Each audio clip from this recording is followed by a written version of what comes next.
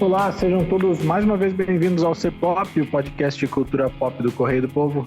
Eu sou o Carlos Correia e aqui comigo Márcio Gomes. E aí, Márcio, tudo bom? Tudo bom, Carlos? Tudo bem. Hoje a gente vai falar de futebol. Não é um podcast de esportes, mas vamos falar de futebol porque a gente vai falar de um documentário que saiu essa semana na Netflix, Brasil 2002, Os Bastidores do Penta. Ele tem um título meio autoexplicativo, né? Então a gente vai falar um pouco sobre o filme, sobre aquela Copa e, se der tempo, sobre a próxima Copa. Então, Mari, sobe a trilha e vamos lá.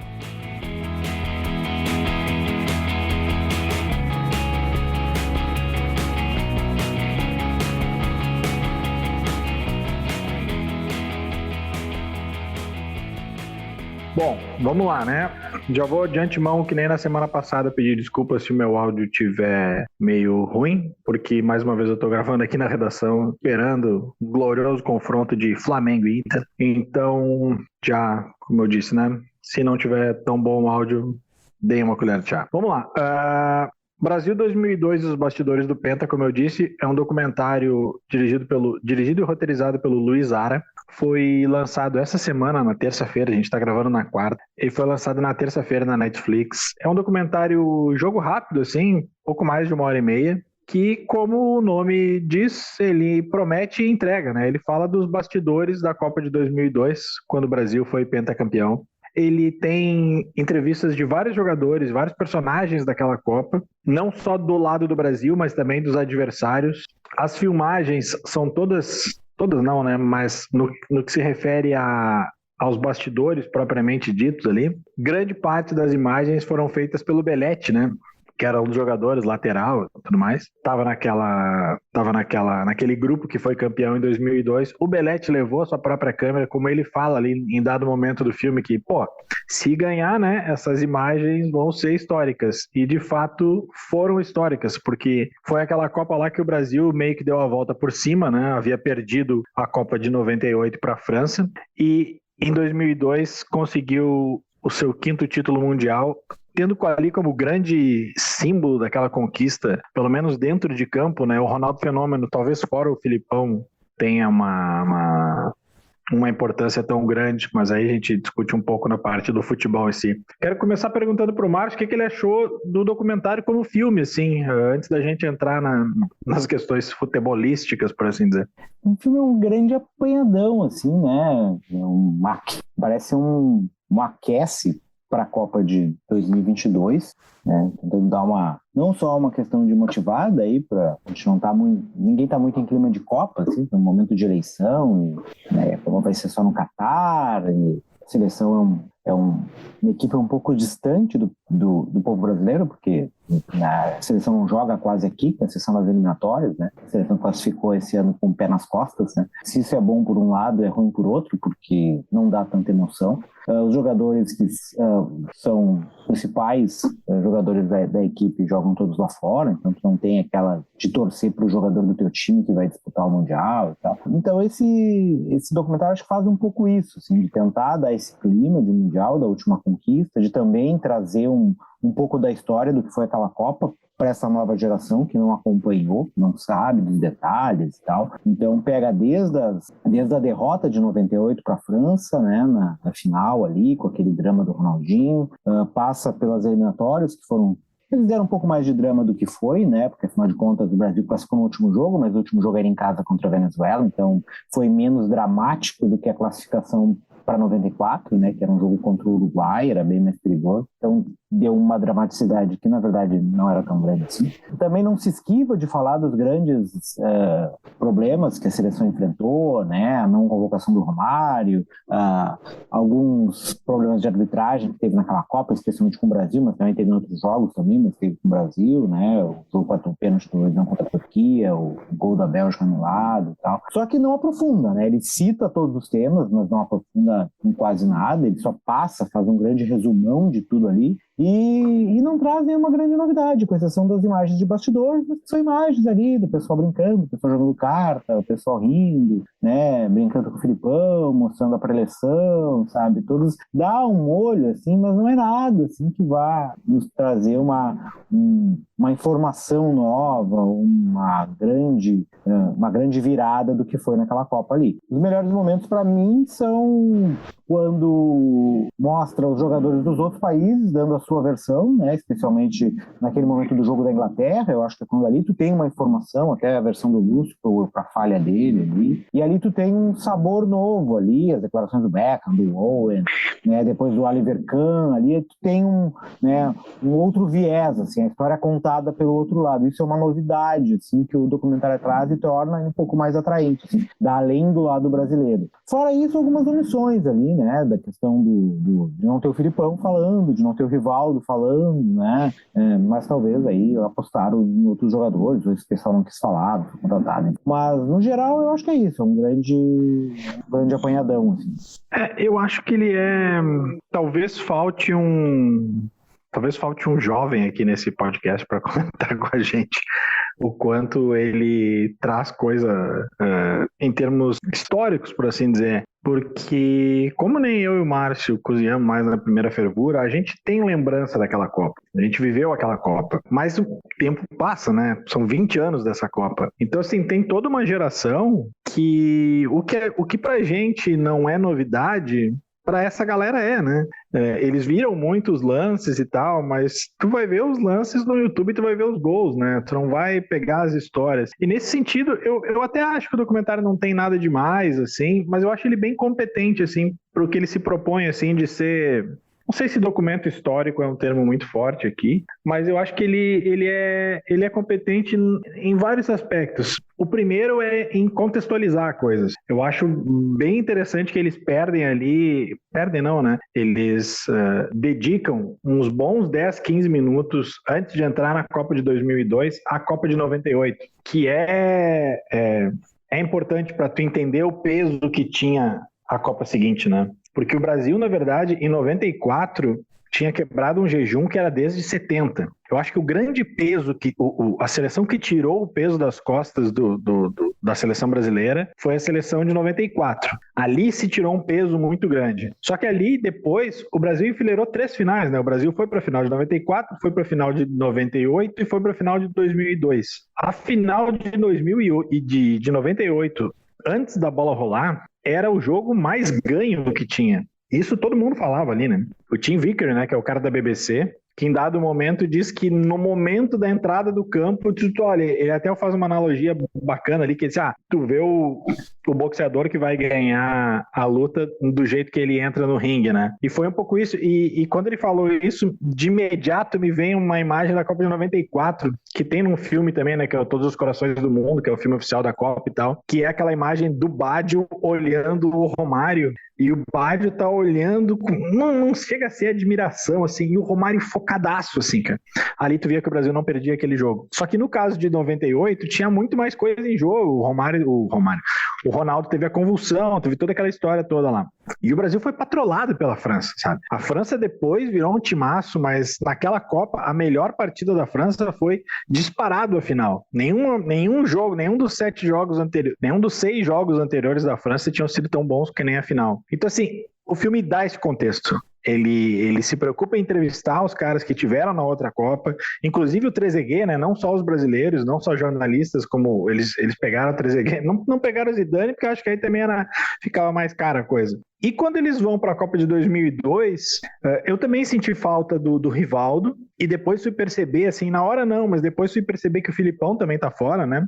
E então o filme acaba se centrando em três personagens ali, me pareceu, que obviamente o Ronaldo, né, o Ronaldo Fenômeno, o Roberto Carlos e o Cafu. Os outros estão ali, o próprio Ronaldinho Gaúcho tá ali, aparece bastante, mas não na mesma proporção que os outros, não em falas tão importantes. E acho que sim, essa questão de trazer os adversários faz toda a diferença, assim, e não são poucos, assim, sabe? O Brasil teve...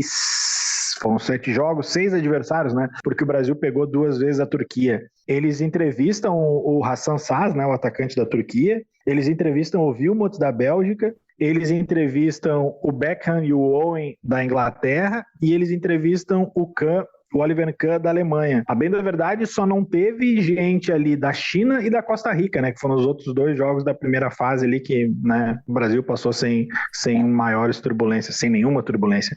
Essa seleção, é bom lembrar... Até nem precisa, né? Exatamente, não fez falta. É bom lembrar, essa seleção, ela é uma das pouquíssimas seleções campeãs tendo ganhado todos os jogos. O Brasil não empatou um jogo sequer. Aí sim, a gente vai entrar na questão ali da arbitragem. Essa Copa teve muitos problemas de arbitragem. Muitos. Eles não escondem, eles citam ali. Mas como o Márcio diz, nada é muito aprofundado. Mas eles não deixam de citar. Só que eles citam só o do Brasil. Tu vai falar de arbitragem para Espanha e para Itália, que foram seleções que se julgam roubadas até hoje. E coincidentemente todas as arbitragens favoreciam a Coreia do Sul, que foi até a semifinal naquela Copa, né? E aí acabou perdendo para a Alemanha, ou foi até as quartas de final? Não, foi até a semi, né? Então, assim, acho que ele não pega isso muito, mas acho que ele está se focando no Brasil. E acho também que tem uma coisa ali que faltou, sim. Eu não acho que é um documentário chapa branca, porque assim, ele nem baba muito o ovo e também não entra muito nessa seara de denúncia, porque também não tem denúncia ali, né? É um grupo que parece de boa, o clima ali parecia muito bom o tempo todo. Tem outras entrevistas, o filme é um pouco mais formal, mas tem algumas entrevistas recentes aí no Podpah, né? Aquele programa de YouTube, podcast que tem, teve uma entrevista recente que eram o Marcos e o Cafu, e ali os caras estão bem mais soltos. Ali é um pouco mais sisudo, até tem o Vampeta, ele descendo a rampa do Planalto lá, dando cambalhota. Uma outra história que eu achei engraçado dele falando ali na hora de tirar a foto, né, porque sempre os 11 titulares, e ele diz, eu vou tirar, e os caras dizem, não pode, então vão aparecer 12, se vocês não quiserem, vem azar de vocês, eu vou. E foi, e ali apareceram de fato todos os jogadores. O que o filme não aborda é o que se dizia muito e não é negado pelos próprios jogadores. Não é algo ruim, mas existia uma rivalidade, por assim dizer, do Ronaldo com o Rivaldo. Se falava muito que um não passava para o outro, o que não é de todo verdade, né? Porque, enfim, a gente vê ali que tem jogadas dos dois. O segundo gol da Copa é o Rivaldo dando um corta-luz para o Ronaldo, mas tinha essa competição forte dos dois e isso era algo que muito já se falou. Isso não é falado em nenhum momento no filme, né, Márcio? Não é. Eu acho que são várias coisas que poderiam ser melhor aprofundadas ali, não são, né? Eu acho que mesmo o caso do Romário, né, Carlos? O caso do Romário foi uma comoção nacional, né? É certo que foi antes da Copa, né? Não foi bem a Copa. Né? Mas eu acho interessante que eles não deixam de citar nada. Eles podem não se aprofundar, mas eles citam tudo, né? Eles citam, mas, por exemplo, o caso do Romário foi, eles citam os jogos ali das eliminatórias, né? O Romário foi capitão do Filipão no primeiro jogo do Filipão nas eliminatórias, né? Ele foi na derrota para o Uruguai, lá em Montevidéu, o Romário foi capitão, e daí depois desse jogo ele nunca mais foi convocado, e o motivo pelo qual se diz, e alguns jogadores falaram sobre isso, o próprio Romário já deu entrevista sobre isso, negando, obviamente, mas esse é o boato que fica, de que ele teria levado uma aeromoça para dentro do quarto de hotel dele lá na concentração, e por isso o Filipão teria cortado ele, teria quebrado a confiança do Filipão e tal. E até ali nesse documentário os jogadores falam, né, da concentração que eles ficaram lá 50 dias juntos, e que um jornalista levou revistas pornográficas para os jogadores, o Filipão viu, mandou devolver as revistas e tal, era uma concentração meio militar, assim, né, meio parcial do Filipão ali. Eles dão a entender que pularam a cerca, mas também ninguém vai se comprometer publicamente. Não, porque essa ideia de família, mas também de uma hierarquia, né, de uma coisa meio... Mas tu sabe, agora que tu usou o termo da família, que era, sempre falou, né, família escolar e tudo mais, isso é um negócio que eu achei interessante ali, que o documentário aborda.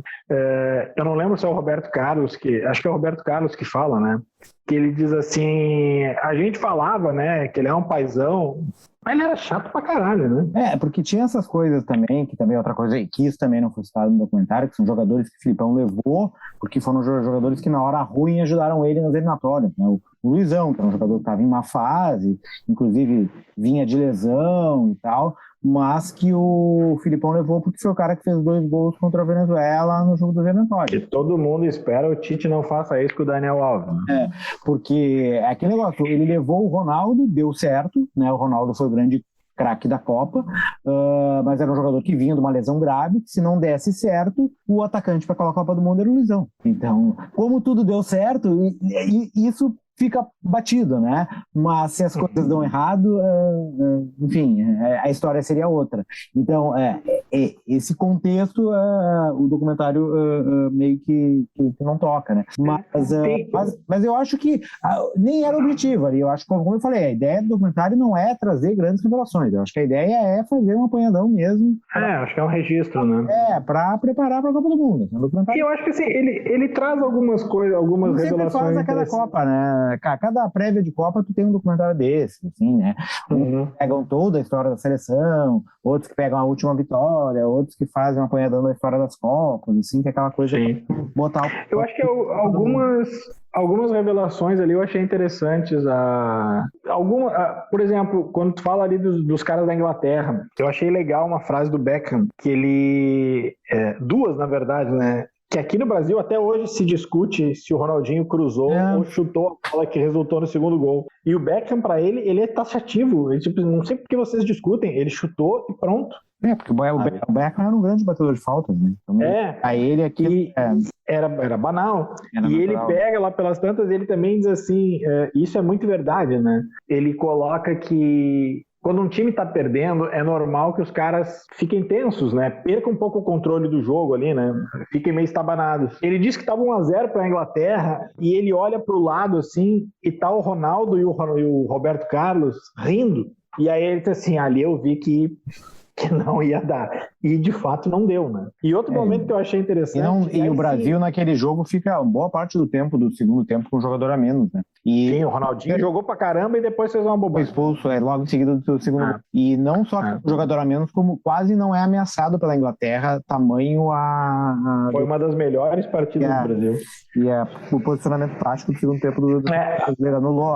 Abri um parênteses só. Esses dias eu tava vendo uma entrevista de um cara, vai me fugir o nome, mas é um cara muito ligado à televisão, assim, que estuda a TV, audiência, e aí tava se perguntando nesse negócio de se as audiências de alguns anos atrás, elas nunca vão se repetir, porque enfim, né, hoje tem muito mais mídias e tal. E aí alguém falava assim, mas não existe a chance de uma final, sei lá, um Brasil e Argentina ter uma super audiência, e o cara colocou um dado que eu nunca tinha parado para pensar, mas faz todo sentido.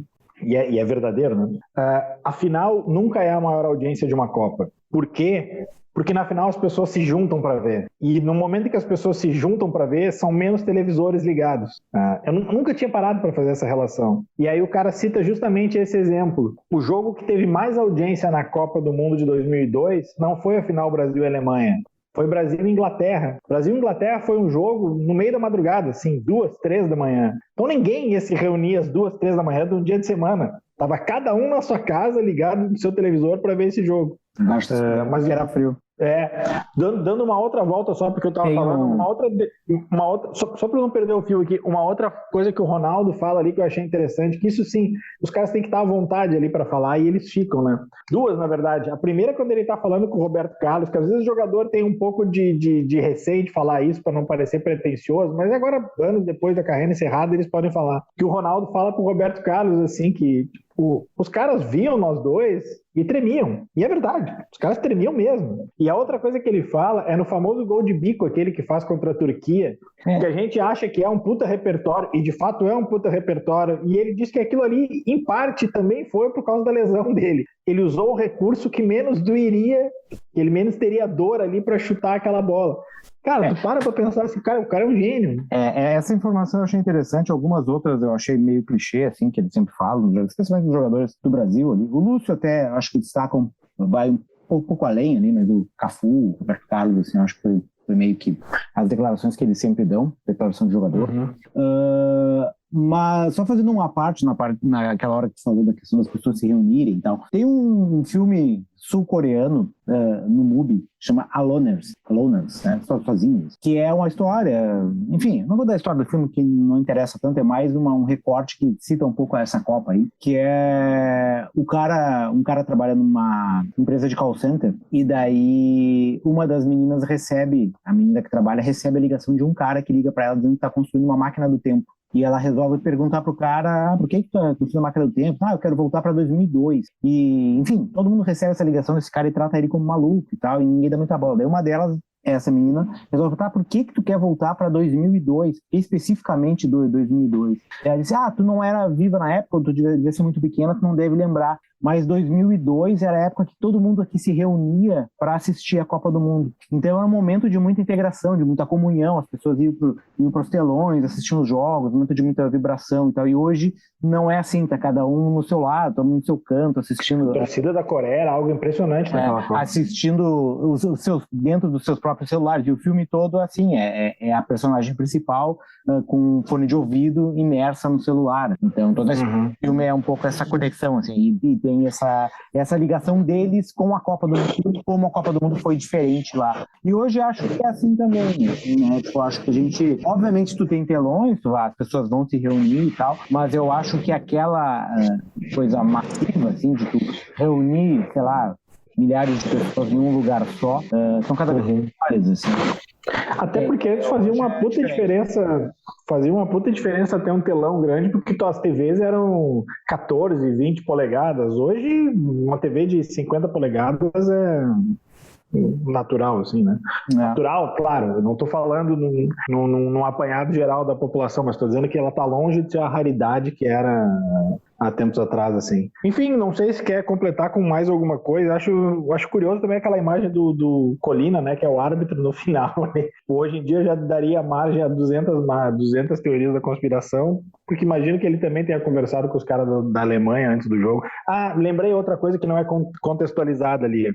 Eu sabia que eu tinha esquecido. A seleção da Alemanha, o melhor jogador era o Kahn, né, tinha sido escolhido o melhor da Copa, mas o melhor jogador de linha deles era o Ballack. O Ballack toma um cartão amarelo, um cartão vermelho na semifinal, e ele não joga a final. E o jogo, primeiro assim, a Alemanha vai para a final sem o seu melhor jogador de linha. E outra coisa que a final, o filme não mostra muito, assim, a final...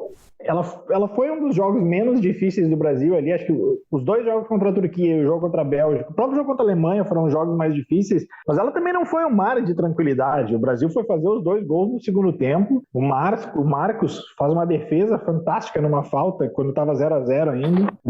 Mas acho que a ausência do Ballack ali poderia ter pelo menos sido citada, assim, para dar um contexto, assim. E também o peso do que é um Brasil e Alemanha, né? A Alemanha não é. A Alemanha também foi aos trancos e barrancos, né, naquela Copa, passou os Estados Unidos ganhando de 1-0 só. Acho que o Kahn foi o grande jogador daquela partida. Não foi uma grande Copa da Alemanha, né? Foi uma Copa muito estranha, aquela Copa do Mundo ali, né? Agora, para encerrar, da Itália, a Espanha, foi uma Copa bem estranha. Para a gente encerrar, antes de ir para as dicas, ele termina com uma pergunta que é um pouco uma heresia. Que ele pergunta para os caras se é a melhor seleção brasileira de todos os tempos. Pelo menos os caras têm a hombridade de dizer que não, né? Só o Ronaldinho maluco. Eu acho que essa pergunta, na verdade, o que eu gostaria... Ela me soou deslocada ali, porque... tudo bem. Na verdade, quando acabou esse documentário, quando eu estava assistindo ele, o que me vinha na cabeça é, talvez a gente tenha que começar a fazer novas formas, a encontrar novas narrativas, novas histórias para contar, assim, sabe, em épocas de Copa do Mundo. Talvez contar, não de contar as derrotas, assim, mas, sei lá, buscar outros arcos, né? Não sei, eu começo a achar que é muito repetitivo, assim, sabe? Tentar buscar, fazer um filme sobre o 7-1. Né? Talvez não em momento de Copa, mas em algum outro momento, como a história do 7-1. Sei lá, a história... Eu acho que esse filme talvez tenha mais importância para quem não tenha vivido aquilo. Mas mesmo assim, não é nada muito diferente que tu pode fazer num programa esportivo. Não, ele é bem formal, Mas eu acho ele competente, assim, eu não acho ele... Tudo bem. Mas eu acho ele um 3 estrelas, 3,5, assim, acho que tá de bom tamanho, assim. Acho que sim. E é rápido, né? E ele é jogo rápido. Mas... Ele é bom de ver. Assim. E as imagens do Beretti, porque afinal de contas o Beretti não fez nada ali, ele estava ali para gravar essas imagens mesmo, né? Mas ele afastou uma bola contra um de cabeça, que, né, aquela bola ali, se não afasta, vai passar por cima da cabeça do cara. Né? Exatamente. Como eles deram uma valorizada naquela cabeçada. Eles tentam dar um peso para um lance que é o lance mais trivial possível. Não só ele, como todo mundo ali, né? Você não bota aquela bola, ele cedeu um lateral de graça naquela bola. Né? Então tá. Mari, sobe a trilha aí e vamos para as dicas da semana aí.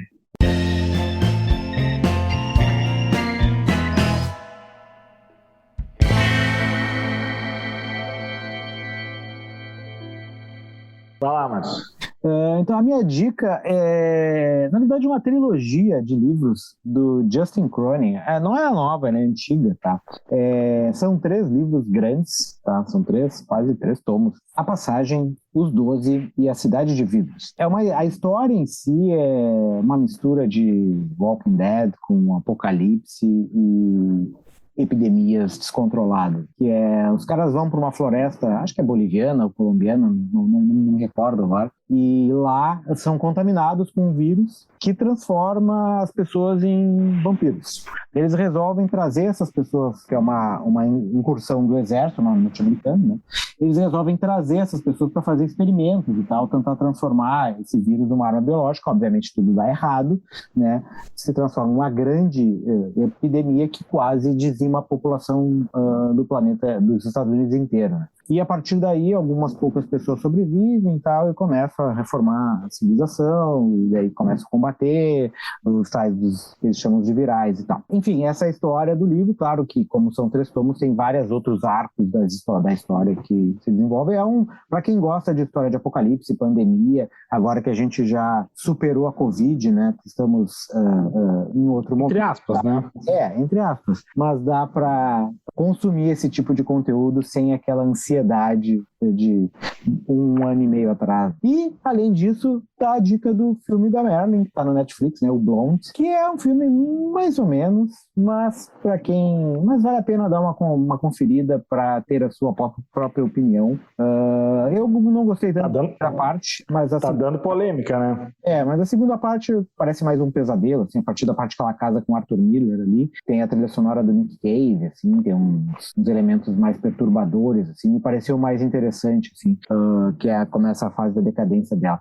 Acho que a personagem da Marilyn, que é interpretada pela Ana de Armas ali, tá meio, como é que eu vou dizer, extremamente subjugada, né, na história. Entendo a ideia do autor de fazer ela como uma personagem extremamente vulnerável ao machismo da época e tal, mas ela perde completamente a personalidade em toda a história, assim, parece que nada faz parte de uma ação ativa dela, que ela é manipulada o tempo todo, e isso me incomodou um pouco, assim. Mas de resto é um filme que as pessoas acho que vale a pena dar uma conferida e cada um ter a sua opinião, assim, sobre a história, embora seja quase 3 horas, né? Mas dá pra ver em 2 partes, então quem vê série de 12 horas, né? Não é um filme de 3 que vai... A gente viu o documentário do Canibal, série do Canibal, né? Bom, eu vou sair de uma... Semana passada eu dei dica do FIFA, né? Eu saí do mais bobinho, vou dar a dica mais cabeção aqui. Entrou essa semana na MUBI um documentário indiano, é o segundo filme indiano que eu vejo esse ano, e os 2 são muito bons, depois do RRR, que pra mim ainda é um dos 3 melhores filmes que eu vi esse ano. Hoje até vi que ele tá tentando, tá atrás de várias indicações ao Oscar, inclusive melhor filme, os caras estão jogando muito alto, porque ele não foi indicado pela Índia, né? Mas enfim, o filme que eu quero indicar aqui é Invisible Demons, é um documentário, o diretor Rahul Jain, é um filme, não tem título em português, título em indiano é Turhan Merkit, algo assim, o Mermit. É um documentário também, jogo muito rápido, 70 minutos, 1h10, assim. É um documentário sobre crise climática, tomando como seu protagonista a Índia, né? Acho que mais especificamente ali Bombay e tudo mais. É absurda a situação, é absurda. É um filme para as pessoas, devia ser obrigatório para as pessoas verem e terem consciência do buraco que a gente se meteu e eu não vejo por onde a gente sair. É um filme que também serve como anticoncepcional, porque as pessoas não podem ter filho, mas não é porque o mundo que a gente está deixando para essas crianças é um treco absurdo, assim. Tem dado momento do filme que o cara, a visão do diretor, né, ele fala, eu não sei a cor de um rio, e o cara, assim, tem os seus 30, 40 anos, e o cara diz assim, eu não sei a cor verdadeira de um rio, para mim os rios são sempre brancos ou pretos de pura sujeira ou brancos com aquela espuma de sujeira em cima, assim.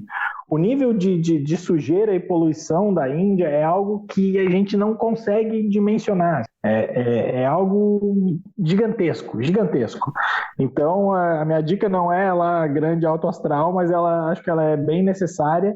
E é um filme rápido, é um filme bom de ver também, não é bom de ver no sentido de agilidade, assim. Então, essa é a minha dica da semana. Invisible Demons, tá lá na MUBI. Então, é isso.